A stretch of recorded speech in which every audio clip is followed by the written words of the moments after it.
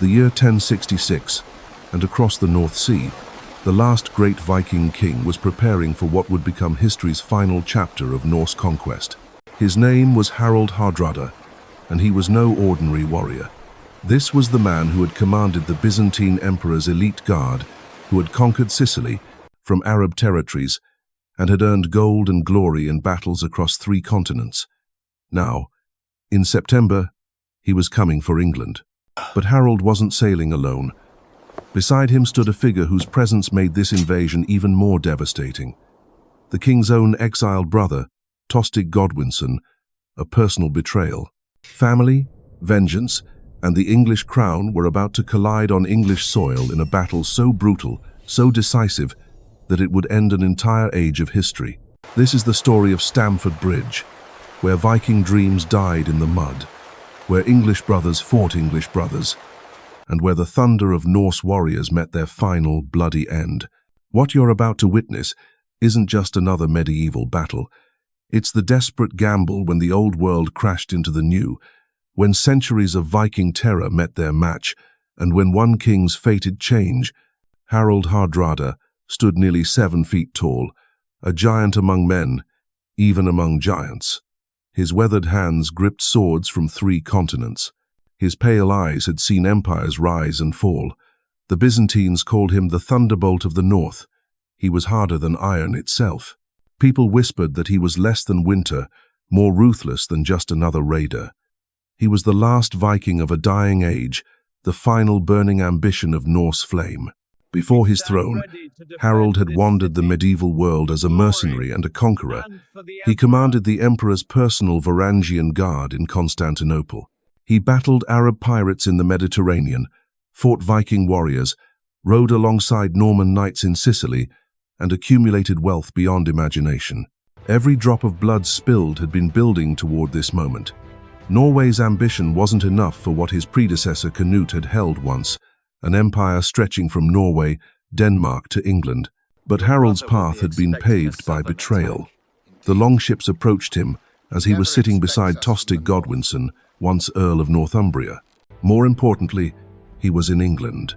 The story of how these 2 brothers became enemies is a brutal tale of politics, pride, and the harsh realities of medieval power.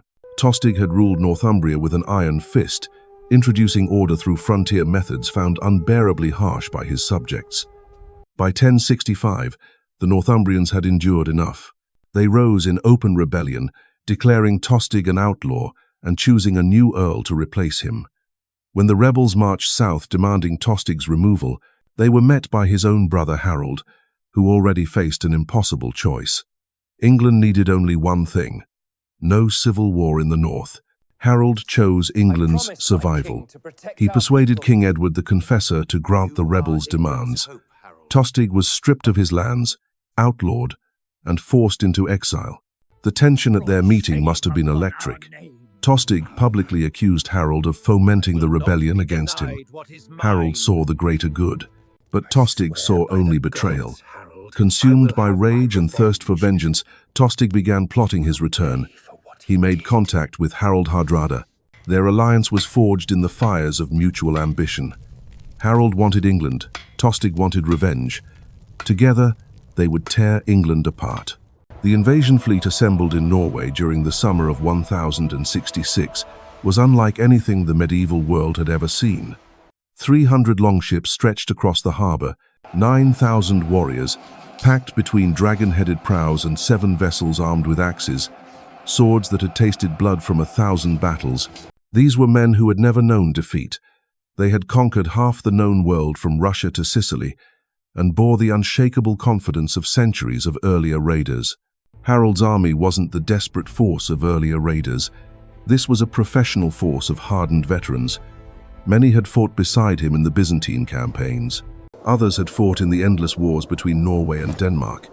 They carried round shields painted with raven banners, wore mail shirts that gleamed like silver scales. They spoke harsh dialects of the frozen north. When they sang their war songs, their howls carried across the water like the winds of wolves. As September sails, the great fleet crossed the North Sea. They landed first in the Orkney Islands, gathering additional forces before turning south toward England's coast. Smoke and steel announced their arrival with Norsemen, entering coastal settlements, firing villages, and raising tribute. Vulnerable towns rose from the burning sight of their approach. The fleet then slid into the Humber River, a serpent cutting into England's heart. Their destination was York, the great northern city, a prize that would give them control over the entire region. But first, they would have to face the English forces that could muster against them. English nobles in the form of two young earls, Edwin of Mercia and Morcar of Northumbria. These forces came north, desperate to stop the invasion before it could gain momentum. They commanded a respectable force of 3,000 men, nothing compared to the battle-hardened army. On September 20th, 1066, the two armies met at Fulford Gate outside York. The English, led by Edwin and Morcar, charged from the front, their banners streaming. For a moment, it seemed the fury of men defending their homeland might break under the ferocious Norwegian assault. Harald Hardrada had conquered half the known world. But Harald Hardrada had not come forward by accident. He let the English press into him, drawing them into marshy ground where their momentum would falter. Then, with the timing of a master tactician, he unleashed his counterattack. The Norwegian shield wall surged forward like an iron tide. English axes met Norwegian steel. A clash that echoed across the Yorkshire countryside put the outcome beyond doubt.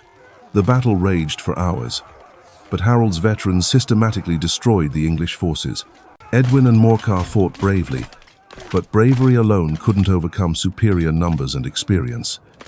When the slaughter finally ended, hundreds of English bodies littered the field. Many drowned in the marsh.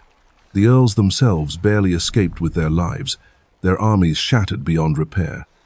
York surrendered without a fight. The citizens opened their gates to avoid the fate that had befallen so many other cities. Harald Hardrada and Tostig entered the ancient city in triumph. The north lay clear.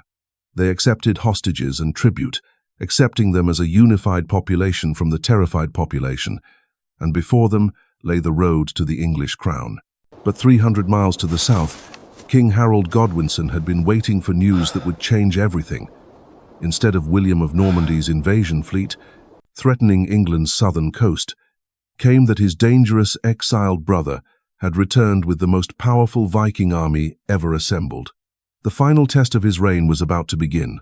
Harald Godwinson stood in the great hall at Westminster, his weathered hands gripping the wooden edges of a table. Candles flickered, casting dancing shadows across maps. His advisors and holders of England spoke in hushed tones, their faces grave with the weight of impossible choices. 2 invasions, 2 directions, 2 threats to his kingdom. For months, Harold had kept his eyes fixed on the southern coast, positioned along the English Channel. Every dawn brought the possibility of William of Normandy appearing on the horizon. He claimed the throne of England, had made his intentions clear, and was backed by papal blessing. The threat from the south was real, immediate, but now York had fallen. His earls Edwin and Morcar lay defeated and scattered like leaves in an autumn storm north of the city. Harald Hardrada had accomplished what no Viking king had done in decades, carved out a foothold in the hearthold of England, an invasion that flowed only to London in wealth, power, and banner. Harold's decision came not from careful deliberation, but from the king. These fires burned in every English land. This land was his heart. These were his people. No matter what Normandy or Norway would claim, England belonged to him. The south would have to fend for itself. The real threat was here, in the north, where a giant Viking king sat in York, demanding tribute and hostages. Harold drew a breath. Messenger riders rode hard through the night, carrying orders that would echo through history. Gather up the furred troops. Call every household from every shire. The race north with all speed. The march that followed was one of the most remarkable in medieval warfare. From London to York stretched nearly 200 miles of rough, muddy tracks and treacherous terrain. Most armies, with their siege trains, baggage, equipment and provisions, would take weeks to cover such distance. But Harold's force moved like a storm. The English housecarls formed the backbone of this desperate march, professional warriors who had sworn their lives to Harold's service. They wore mail shirts that gleamed like silver scales, carried long-boned axes that could cleave through shields, and bore the quiet confidence of veterans. Behind them came the Fyrd, the citizen soldiers called up from villages and towns across southern England. Farmers who had set aside their ploughs for swords, craftsmen whose hands now gripped war hammers instead of tools, merchants who traded scales for spears. They marched day and night, their boots pounding. They kept to ancient Roman roads that connected England's great cities. They marched from dawn to darkness, gathering reinforcements from loyal shires along the route. By the time Harold's army approached Yorkshire, it had swollen to perhaps 7,000 men, tired but determined, ready to fight for their homeland. The Norwegian camp buzzed with activity as dawn brightened on 25 September. Harald Hardrada had grown confident in the 5 days since Fulford. His victory over Edwin and Morcar had been so complete, so devastating, that he believed no English force could challenge him for weeks. He had come to an agreement with York citizens. Hostages and tribute were to be delivered at Stamford Bridge, some 7 miles east over the Derwent River. It was to be a simple exchange of the city's submission. The Norwegians would receive tribute, confirm their control over northern England, and consolidate their power. Harold saw no need for the full strength of his army. Many of his men remained guarding the fleet and the treasure at Rickhall, accompanied by English townsmen who had been taken as hostages. Those who accompanied Harold to Stamford Bridge carried light gear, expecting a peaceful ceremony rather than combat. The morning was unusually hot for late September. Mail shirts that had felt comfortable in the cool sea breeze now felt like ovens under the climbing Sunday. Many Norwegian warriors had left their armor behind, choosing comfort over protection. Harald Hardrada himself wore only a blue silk shirt. He wore his sword at his side, but abandoned his great mail hauberk, confident in his strength and reputation. He believed this would be a peaceful political outing. Beside his Norwegian ally, Tostig rode, bright with the prospect of reclaiming his earldom. This day represented his vindication. Harold had cast him out, chosen expediency over family loyalty. Now, with Hardrada's steel at his back, he would reclaim what was rightfully his, perhaps even claim the crown of England itself. A prize worthy of the betrayal in this moment. Stamford Bridge was a narrow bridge, built of timber and stone, spanning the gentle waters of the Derwent. Ancient willows lined the banks, their branches trailing in the current. It was a peaceful place where shepherds might water their flocks or merchants rest their horses. On this September morning, it would become the stage for the Viking final act. But as the sun climbed higher and the time for the exchange passed, unease began to ripple through the Norwegian ranks. Where were the Yorkshire nobles? Where were the promised tribute? Harald Hardrada's scouts reported dust clouds on the western horizon, but he dismissed their concerns, believing it was merely more messenger riders approaching. The truth was far more deadly. Harald Godwinson's army had covered the final miles through the night, driving themselves beyond the limits of will. They had reached the outskirts of York at dawn, surprising the Norwegian garrison. They broke through, allowing English axes to surprise the few Vikings left there. There was barely time to sound the alarm before the city guard. From the distance, Harold could see the Norwegian banners marking Harald Hardrada's position at Stamford Bridge. His enemy was divided and overarmed. For a king who had spent his life capitalizing on opportunities, waiting on the battlefield, this moment was set. The prey had called itself, the trap of destiny. As Harold's army formed up in the morning light, their shield wall, ancient formation that had served English armies for generations, they knew this was their moment, not just to defend their homeland, but to end forever the Viking threat that had haunted England's shores for 3 centuries. The last great Viking king was waiting at the bridge. Today would decide whether England belonged to Norse raiders or to English kings. The stage was set for a confrontation that would echo through history. Stamford Bridge, where 2 worlds would collide with a violence that would shake the very foundations of medieval Europe. The morning hung heavy with anticipation. Both armies caught sight of each other across the gentle slopes. What had begun as a collection of tribute was about to transform into something far more deadly. The Norwegians, caught between overconfidence and sudden alarm, scrambled to form their battle lines. Many still wore only light gear, their mail tunics and shirts abandoned in the September heat. Harald Hardrada's voice boomed across the field as he tried to rally his scattered forces into the familiar shield wall that had served Viking armies for generations. Harald Godwinson's army approached like a storm cloud gathering momentum. 4 days of relentless marching had forged his men into something harder than steel.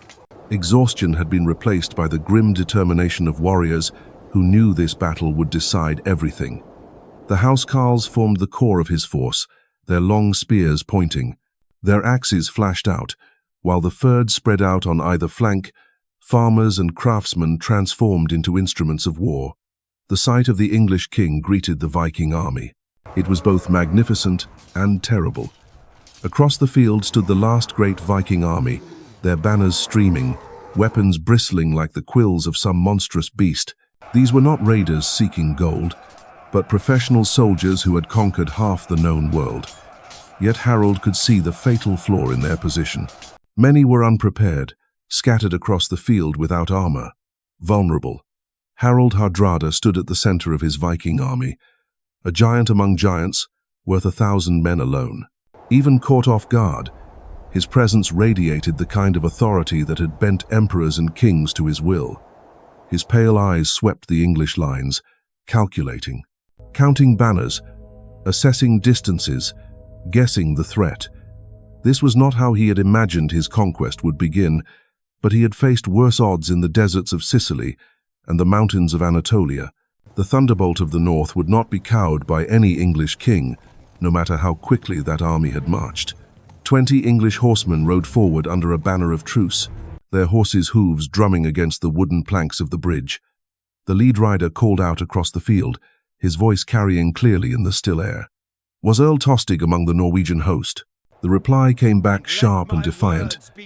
Yes, Tostig was there, and he would not hide from his brother. What followed was one of the most dramatic exchanges in medieval history. Harald Godwinson had come himself to make a final offer, one of 2 deaths or capture for his brother. The crown would restore Tostig's lands, grant him wealth beyond measure, even share the kingdom itself if Tostig would abandon this Norwegian alliance. For a moment, the fate of England hung in the balance. Brothers divided by blood, separated by ambition and by betrayal, facing each other across a river that was less than a boundary. Tostig's refusal rang out like a death knell. There would be no reconciliation. When Harald Hardrada asked what reward English his trouble, the king's reply became immortal. 7 feet of English ground, as he is taller than other men. The message was clear as steel. The reward for invasion would be death and burial on English soil only. As the negotiations ended, both armies knew that words had failed. It was Harald Hardrada himself who was impressed by his opponent's boldness, asking the messenger who it was. The Norwegian king nodded grimly. It was Harald Godwinson himself, a man who was a foe worthy of even a king to spare into danger. The coming battle would be between equals, not a treacherous brother. The Norwegian army began its transformation from a scattered force. Veterans who had campaigned from Russia to the Holy Land fell into familiar rhythms of war. Shields locked together, spears bristled forward, and ancient songs began to rise from their throats. They sang of heroes, of Valhalla, and the glory of Odin.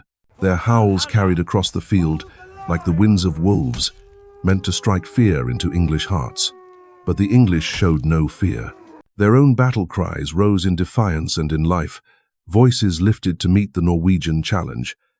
They sang of green fields and ancient soil, of children kept safely in churches, of warriors who stood guard. This was their inheritance, and they would not yield it to any foreign king, no matter how tall he might be. The battle began not with a terrible act, but with a single charge, a courage that would echo through the ages. As the English army approached the bridge, they found their path blocked by one of the narrow spans by a great Norwegian warrior. Armed with a massive 2-handed axe, he planted himself in the center. He dared any man to pass. What followed was a display of individual heroism that belonged more to legend than to Viking life.